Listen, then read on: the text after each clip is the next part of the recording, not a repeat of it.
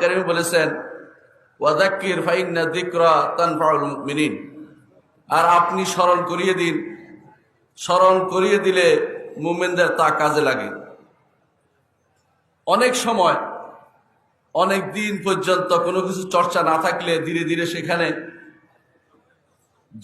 সেখানে মরিচা পড়ে যায়। আল্লাহ তাআলা বলেছেন কাল্লা বাল রানা আলা কুলুবিহিম, মরিচা পড়ে যায়। রাসূলুল্লাহ সাল্লাল্লাহু আলাইহি ওয়াসাল্লাম বলেছেন কিছুক্ষণ পরে তিনি ইস্তেগফার করতেন। কেন? যে অন্তরে মরিচা পড়ে যায়। আজকে আমি যে বিষয়টি আলোচনা করব আপনারা সবাই জানেন, তবে আমি স্মরণ করে দিতে চাই এই জন্য যে এমন একটি বিষয় নিয়ে আলোচনা করব যে বিষয়টির সাথে আপনার পুরো জীবনের সফলতা নির্ভর করছে। সেটা হচ্ছে তাওহীদ। সেটা হচ্ছে তাওহীদ। তাওহীদ অর্থ হচ্ছে মহান আল্লাহ তাআলাকে রব হিসাবে মানা, একক সত্তা রব হিসাবে তাকে মানা, ইবাদত তার জন্য নিবেদিত করা, আর তার নাম এবং গুণ একমাত্র তার জন্যই সাব্যস্ত করা। তিনটি জিনিস হলে তাওহীদ হয়। তিনটি জিনিস হলে তাওহীদ হয়। একমাত্র তাকে রব হিসাবে মানা, একমাত্র তার জন্য ইবাদত করা, তার নাম এবং গুণগুলোকে যথাযথভাবে সাব্যস্ত করা। এই তিনটি জিনিস হলে তাওহীদ হয়। সারা জীবন এটা মনে রাখতে হবে, একটু কষ্ট করে। আসুন, প্রথমে আল্লাহকে রব মানতে হলে তিনটি জিনিস লাগবে। প্রথমে বলেছি না, তিনটি জিনিস রব মানতে হবে, তারপরে একমাত্র তার ইবাদত করতে হবে, তারপরে নাম ও গুণ তার জন্য সাব্যস্ত করতে হবে। আমি আজকে আর তিনে যাব ইনশাআল্লাহ। আল্লাহকে রব মানতে হলে তিনটি জিনিস লাগবে। এক নম্বর হচ্ছে তিনি একমাত্র স্রষ্টা, দ্বিতীয় হচ্ছে তিনি সবকিছুর মালিক, তৃতীয় হচ্ছে তিনি সবকিছুর পরিচালক। তিনি খালেক, তিনি মালিক, তিনি মুদাব্বির। তিনি স্রষ্টা, তিনি মালিক, তিনি সবকিছুর পরিচালক। এটা যে ব্যক্তি মানবে সে আল্লাহকে রব মেনেছে। একটা শেষ হলো। আল্লাহর ইবাদত করতে হলে তিনটি জিনিস লাগে। আপনার জীবনের যত কর্মকাণ্ড আছে সেগুলো হয় অন্তর দিয়ে হবে, না হয় মুখ দিয়ে হবে, না হয় আপনার অঙ্গ প্রত্যঙ্গ দিয়ে হবে। এই তিনটি জিনিস একমাত্র আল্লাহর জন্য নিবেদিত হতে হবে। আপনি যখন ইবাদত করবেন, ভালোবাসবেন আল্লাহকেই, ভরসা করবেন আল্লাহর উপরেই, আশা করবেন আল্লাহর কাছেই, ভয় করবেন আল্লাহকেই, ভালোবাসবেন আল্লাহকেই, অনুরূপভাবে আপনার জীবনের যত আন্তরিক ইবাদত আছে একমাত্র আল্লাহর জন্য নিবেদিত হবে। এটা হচ্ছে তিনটি ইবাদতের তিনটির একটি। আরেকটি হচ্ছে মুখের ইবাদত। সুবহানাল্লাহ বলবেন, আলহামদুলিল্লাহ, আল্লাহু আকবার, লা ইলাহা ইল্লাল্লাহ, লা হাওলা ওয়ালা কুওয়াতা ইল্লা বিল্লাহ, যত ইবাদত আছে, কোরআন তেলাওয়াত, এগুলি আল্লাহর জন্য করবেন, আর কারোর জন্য করবেন না। 3 নম্বর হচ্ছে আপনি যত অঙ্গ প্রত্যঙ্গের ইবাদত করেন, কি করেন? সালাত আদায় করেন, যাকাত দেন, সাওম, হজ, অনুরূপভাবে আপনি সাফা মারা দৌড়ান, বিভিন্ন জায়গায় যাচ্ছেন, দান করতেছেন, যত অঙ্গ প্রত্যঙ্গের ইবাদত আছে একমাত্র আল্লাহর জন্য করবেন। এইটা হচ্ছে ইবাদতের ক্ষেত্রে তাওহীদ।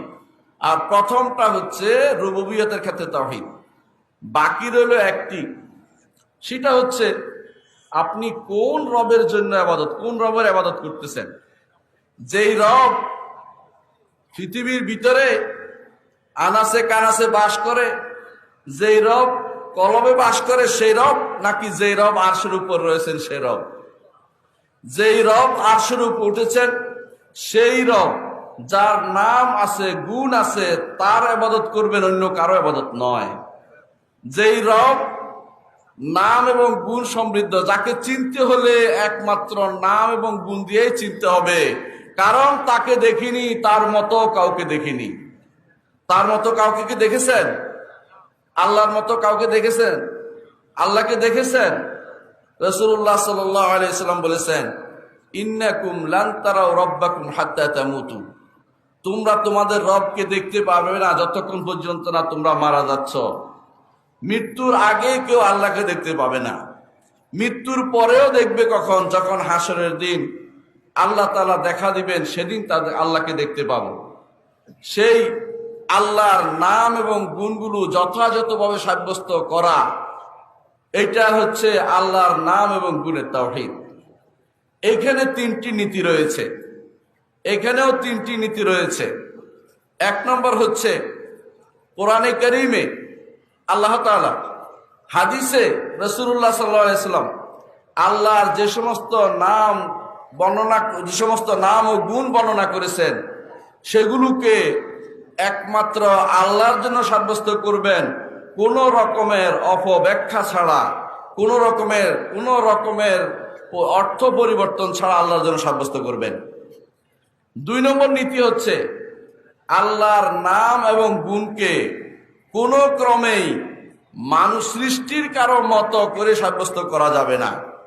সৃষ্টির কারো মতো করে সাব্যস্ত করা যাবে না। কিরকম? সেটা একটা উদাহরণ দিব ইনশাআল্লাহ। আমি আগে তিনটি কথা বলে নিই মনে রাখার জন্য। 3 নম্বর হচ্ছে যে নীতিটি লাগবে, আল্লাহ তাআলার তাওহীদুল আসমা ওয়াস সিফাত, নাম এবং গুণে আল্লাহ তাওহীদ প্রতিষ্ঠার জন্য 3 নম্বর নীতি হচ্ছে আল্লাহ তাআলার নাম এবং গুণের ধরন পাওয়ার আশা ছেড়ে দিতে হবে। আপনি কোনোদিন আল্লাহ তাআলার নাম ও গুণের ধরন, প্রকৃত ধরন আপনি পাবেন না। প্রকৃত ধরন পাওয়ার আশা ছেড়ে দিতে হবে। এই 3টি নীতি হচ্ছে আল্লাহ তাআলার নাম ও গুণের ব্যাপারে। আমরা মোট 9টি নীতি বলেছি, 9টি নীতি বলেছি। আপনাদের কি মনে আছে? মনে রাখতে পারবেন 9টি নীতির কথা? তাওহীদের ভিতরে আল্লাহ তাআলা তাওহীদ যদি প্রতিষ্ঠা করতে চান, এই 9টি নীতি যথাযথভাবে আপনাকে মনে রাখতে হবে। রুবুবিয়তের ক্ষেত্রে আবারও বলছি, মনে রাখেন, মনে রাখার জন্য, আল্লাহকে রব মানতে হলে তাকেই একমাত্র স্রষ্টা, তিনিই স্রষ্টা, আর কোনো কিছু কেউ সৃষ্টি করেনি। আর তিনি একমাত্র মালিক, আর কেউ কোনো কিছুর মালিক নয়। শুধুমাত্র দুনিয়ার বুকে মানুষ স্বাভাবিক কিছুদিনের জন্য মালিক হয়। আল্লাহ বলেছেন ওয়া কুন্না নাহনুল ওয়ারিসিন, আবার ওয়ারিস তিনিই হবেন, আর কেউ নয়। 3 নম্বর হচ্ছে সবকিছুর পরিচালক তিনিই, আর কেউ পরিচালনা করতে পারে না। কোনো গাউস নয়, কোনো কুতুব নয়, কোনো অলি আল্লাহ কিছুই পরিচালনা করতে পারে না, একমাত্র আল্লাহই পরিচালনা করেন। এগুলির ক্ষেত্রে যারা উল্টো পথে রওনা হবে তারা আল্লাহকে রব হিসাবে মানেনি। দ্বিতীয়, আবারও বলছি, আল্লাহর ইবাদত করতে হলে মানুষের জীবনের 3টি জিনিস দিয়ে মানুষ অ্যাক্টিভিটিস গুলো হয়ে থাকে। একটি হচ্ছে মানুষ অন্তর দিয়ে যে সমস্ত ইবাদত করে তা আল্লাহর জন্য হতে হবে। মুখ দিয়ে যে সমস্ত ইবাদত করে তাও আল্লাহর জন্য করতে হবে একমাত্র। আর মানুষ তার অঙ্গ প্রত্যঙ্গ দিয়ে যা যা করে সব একমাত্র আল্লাহর জন্য করতে হবে। এই 3টি জিনিস হচ্ছে ইবাদতের ক্ষেত্রে। আর নামের ক্ষেত্রে 3টি জিনিস হচ্ছে, এটা ভুললে চলবে না, এটা খুব বেশি জরুরি। নামের ক্ষেত্রে আল্লাহর নামগুলোকে, আল্লাহ তাআলার নাম এবং গুণগুলোকে আল্লাহর জন্য সাব্যস্ত করার ক্ষেত্রে 3টি নীতি মেনে নিতে হবে। 1 নম্বর হচ্ছে কোরআনে কারীম এবং রাসূলুল্লাহ সাল্লাল্লাহু আলাইহি ওয়াসাল্লামের হাদিসে আল্লাহ তাআলার যে সমস্ত নাম এবং গুণ এসেছে সেগুলোকে কোনো রকমের অপব্যাখ্যা ছাড়া, কোনো রকমের অর্থ পরিবর্তন ছাড়া আল্লাহর জন্য সাব্যস্ত করে নিতে হবে। যেভাবে আল্লাহ বলেছেন সেভাবে সাব্যস্ত করে নিতে হবে।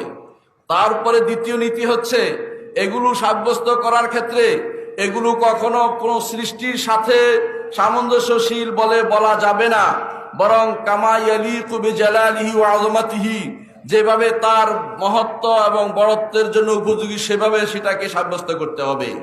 দুনিয়ার বুকে যত রকমের মানুষ বিভ্রান্ত হচ্ছে এই জন্য যে তারা নিজের মতো করে তুলনা করে। একজন আমাকে বলছিল, আপনি যে লিখেছেন আল্লাহ আরশের উপর উঠেছেন, তাহলে আল্লাহ এর আগে কোথায় ছিলেন? আমি বললাম যে আল্লাহ যেটা বলেনি আপনি সেটা কেন বলবেন? আল্লাহ সৃষ্টি করেছেন, আপনি বলেন সৃষ্টির আগে আল্লাহ কি করেছেন। ওইটা যেমন বলতে পারেন না, তেমনি ভাবে এটাও আপনি বলতে পারেন না।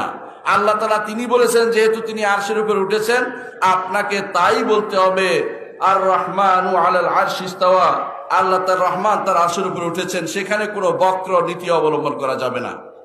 3 নম্বর হচ্ছে আল্লাহ তাআলার নাম এবং গুণের প্রকৃত ধরন, প্রকৃত রূপ কেউ কোনোদিন উদ্ঘাটন করতে পারবে না।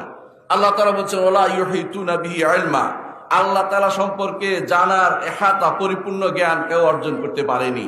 যতটুকু দিয়েছে দুনিয়ার বুকে তিনি তার নবী রাসূলদের মাধ্যম হয়ে, সেগুলো শুধুমাত্র মেনে নিতে হবে, এর বাইরে আর কোনো কিছু নয়। এই নীতিগুলো কেন মানতে হবে? এই নীতিগুলো যদি না মানেন আপনার জীবনের সমস্ত আমল বৃথা হয়ে যাবে। কারণ আল্লাহ তাআলা এই তাওহীদের জন্যই আল্লাহ তাআলা আমাদেরকে সৃষ্টি করেছেন। আল্লাহ তাআলা বলে দিয়েছেন ওয়ামা খালাকতুল জিন্না ওয়াল ইনসা ইল্লা লিয়াবুদুন, জিন এবং ইনসকে শুধুমাত্র আমার ইবাদতের জন্য সৃষ্টি করেছি, আল্লাহ তাআলা বলেছেন। ইমাম ইবনে জারীর তাবারী রাহমাতুল্লাহ আলাইহি তাফসীর করে বলেন লিওয়াহিদুন, লিয়াবুদুন অর্থ হচ্ছে যাতে আমার তাওহীদকে প্রতিষ্ঠা করা হয়। আল্লাহর তাওহীদকে প্রতিষ্ঠা করার জন্য আল্লাহ আমাদেরকে সৃষ্টি করেছেন। সুতরাং যদি এই 3টি অবস্থায় অর্থাৎ আল্লাহর রুবুবিয়ত, উলুহিয়ত এবং আসমা ও সিফাত যথাযথ প্রতিষ্ঠা না করতে পারেন, আপনি ঈমানদার বিবেচিত হতে পারবেন না, ঈমানদার হবেন না। এই জন্য দ্বিতীয় যে গুরুত্বপূর্ণ জিনিস সেটা হচ্ছে যেই কারণে আপনাকে তাওহীদকে বাস্তবায়ন করতে হবে, তা হচ্ছে ইসলামের বুনিয়াদ রাখা হয়েছে এর উপরে। আল্লাহ রাসূল সাল্লাল্লাহু আলাইহি ওয়াসাল্লাম বলেছেন বুনিয়াল ইসলামু আলা খামসিন, তারপর বলেছেন শাহাদাতু আল্লা ইলাহা ইল্লাল্লাহ ওয়া আন্না মুহাম্মাদুর রাসূলুল্লাহ। এটা হচ্ছে প্রথম। এজন্য রাসূলুল্লাহ সাল্লাল্লাহু আলাইহি ওয়াসাল্লাম ইসলামে ঢোকার জন্য একটি জিনিসই চাইতেন, তিনি বাজারে বাজারে ঘুরতেন, মক্কার অলিতে গলিতে ঘুরতেন, বাড়িতে বাড়িতে যেতেন, দূরে যেতেন, তায়েফে যেতেন, বিভিন্ন এলাকায় যেতেন, গিয়ে বলতেন ইয়া আইয়ুহান নাস কুলু লা ইলাহা ইল্লাল্লাহ তুফলিহু, হে মানুষেরা বলো লা ইলাহা ইল্লাল্লাহ, তোমরা সফল কাম হতে পারবে। এই জিনিসটি এমন আল্লাহ তাআলা কোরআনে কারীমে, এখনই যদি আপনি কোরআনে কারীম প্রথম থেকে তেলাওয়াত করেন দেখতে পাবেন প্রথম নির্দেশ হচ্ছে ইয়া আইয়ুহান নাস উবুদু রাব্বাকুমুল্লাযী খালাকাকুম ওয়াল্লাযীনা মিন ক্বাবলিকুম লাআল্লাকুম তাত্তাকুন। প্রথম নির্দেশ হচ্ছে কোরআনের এটা, আর প্রথম নিষেধ হচ্ছে এর বিপরীতটা, অর্থাৎ তাওহীদকে বাস্তবায়ন করা হচ্ছে কোরআনের প্রথম নির্দেশ। এর আগে কোন নির্দেশ আসে নাই, এর আগে শুধু বর্ণনামূলক জিনিস এসেছে যে কাফেররা কি করে, মুনাফিকরা কি করে, ঈমানদাররা কি করে, কিন্তু প্রথম নির্দেশ আসছে ইয়া আইয়ুহান নাস উবুদু রাব্বাকুমুল্লাযী খালাকাকুম ওয়াল্লাযীনা মিন ক্বাবলিকুম লাআল্লাকুম তাত্তাকুন। আর প্রথম নিষেধ আসছে যে ফালা তাত্তাখিযু লিল্লাহি আনদাদা ওয়া আনতুম তা'লামুন, আল্লাহর সাথে কাউকে শরীক করো না। এজন্য প্রথম নির্দেশ এটা। তাওহীদ হচ্ছে কোরআনের শুরু, যেটা দিয়ে আমি শুরু করেছিলাম সূরা ফাতিহা পড়েছিলাম। সূরা ফাতিহা কিভাবে তাওহীদ আমি একটু বুঝিয়ে দিব ইনশাআল্লাহ। সেটা হচ্ছে আল্লাহ তাআলা বলছে আলহামদুলিল্লাহি রাব্বিল আলামিন। আপনাদের মধ্যে কে আছে বলতে পারবেন আলহামদু, প্রশংসা কে করে? প্রশংসা কে করছে? মানুষ করতেছে। আল্লাহর প্রশংসা মানুষ করে, এটা ইবাদত, এটার নাম হচ্ছে তাওহীদুল ইবাদা। লিল্লাহে, আল্লাহর জন্য, আল্লাহর নামের স্বীকৃতি দিচ্ছেন, এটা হলো তাওহীদুল আসমা ওয়াস সিফাত। রব্বুল আলামিন, সরাসরি রব, আল্লাহর রুবুবিয়তের স্বীকৃতি দিচ্ছেন আলহামদুলিল্লাহি রাব্বিল আলামিন। এর মধ্যে পুরো আল্লাহ তাআলা তাওহীদের 3টি প্রকারকে একসাথ করে দিয়েছেন, 3টি অংশকে একসাথ করে দিয়েছেন। এজন্য ইমাম ইবনুল কাইয়িম রাহমাতুল্লাহ আলাইহি বলেন কোরআনের শুরু থেকে শেষ পর্যন্ত প্রত্যেকটি আয়াত হচ্ছে তাওহীদের উপর প্রমাণবহ। কেন তাওহীদের উপর প্রমাণবহ? হয় আল্লাহ তাআলার রুবুবিয়তের কথা বলা হচ্ছে, না উলুহিয়তের কথা বলা হচ্ছে, না আল্লাহর নাম ও গুণের কথা বলা হচ্ছে। আয়াতের শেষে আপনি পাবেন আজিজুন হাকিম, গাফুরুর রহিম, এই সবই আল্লাহ তাআলার নাম। আবার আল্লাহ তাআলা কি করছেন সেগুলি বর্ণনা করা হচ্ছে। তাহলে আল্লাহ তাআলা পুরো কোরআনে সেটা, অথবা আপনি পাবেন যারা তাওহীদ মেনেছে তাদের কি পুরস্কার রয়েছে, যারা তাওহীদ মানেনি তাদের জন্য কি আযাব হয়েছে। অথবা আপনি পাবেন কোন কাজ করলে আল্লাহর তাওহীদ প্রতিষ্ঠা হবে সেটার বর্ণনা, শরীয়তের বর্ণনা। সুতরাং পুরো কোরআনই হচ্ছে তাওহীদ।